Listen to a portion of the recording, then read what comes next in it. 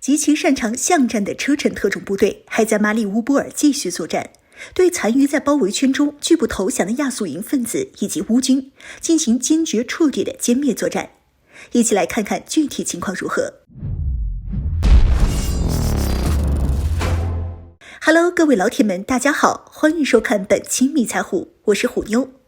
马市战斗已经进入收尾阶段，城内的守军残余力量已经虚弱到无法维持基本的防守行动，已经被俄联军彻底的孤立了。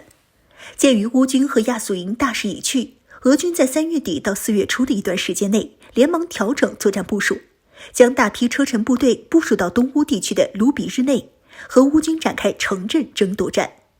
车臣部队的指挥官表示，在车臣，爱国者们保卫和平与稳定，已经结束了车臣地区的恐怖主义。现在，车臣部队将以同样的方式彻底摧毁这些亚速营分子。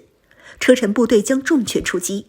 现在，马师还有部分车臣部队和精锐的车臣国民禁卫军 SOBR 特种部队继续作战。SOBR 特种部队这几天承担了俄军的大规模进攻任务，从钢铁厂开始，一步步挤压亚速营和乌军的生存空间。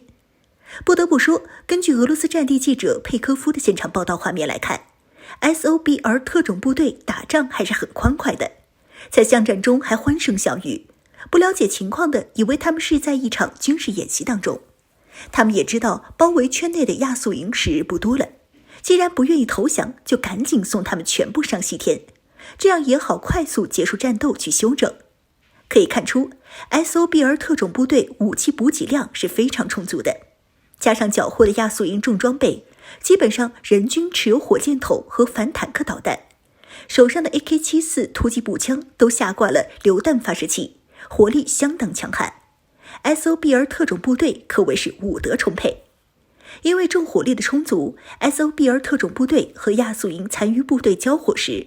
就是使用优势火力玩命炸。简要来讲，就是数名 SOBR 特种部队士兵成员在掩体附近向亚速营藏身的建筑物进行压制射击，掩护持重武器的 SOBR 特种部队士兵射精，压制住敌方火力后，肩扛火箭筒和无后坐力炮的 SOBR 特种部队士兵迅速前出向敌方进行火力打击。打击的过程是一连串的，数名士兵连续使用火箭筒猛轰亚速营藏身建筑物，猛烈的连续打击根本使亚速营成员无法防御，并且承受了惨重的伤亡。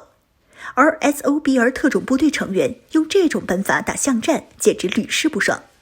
通过轻武器压制加重火力连续输出的方式，打的亚速营根本抬不起头，只能在伤亡惨重中步步后退。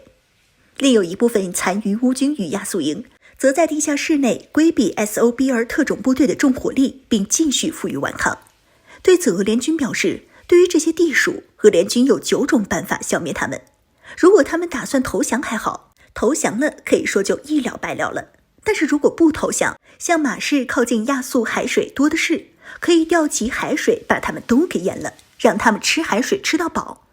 当然这听起来或多或少缺乏点人情味儿，但是俄联军也可以给他们一个活命的机会，从水里游出来。还有喷火器、燃烧瓶等诸多火攻的办法。总而言之，俄联军有的是办法对付他们，但是俄联军绝不会到地下室和亚速营进行短兵相接的巷战，这会造成本可以避免的不必要伤亡。不过现在亚速营就像茅坑里的石头，又臭又硬，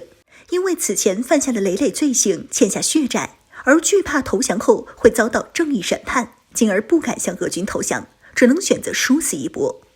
不过时间在俄联军这一边，当前亚速营的处境可以说是给养和物资完全没有保障，麾下的士兵也是吃了上顿没下顿，弹药的数量也是所剩无几。现在也就是凭借钢铁厂的厂房和大型的工业设施作为掩体，和 SOBR 特种部队玩捉迷藏。对于这些埋藏在钢铁厂深处企图埋伏俄联军的亚速营成员，俄联军也懒得跟他们废话了，直接将温压火箭炮连拉上来，数百发温压火箭弹猛烈覆盖钢铁厂，进行饱和火力打击，炸了亚速营一点也没有脾气。虎妞认为，现阶段既然只剩下城内南部的钢铁厂没有拿下，车臣部队完全可以把这些亚速营成员彻底围困起来，最终只能是被消灭，要么就是饿得扛不住了，选择出来投降讨口吃的，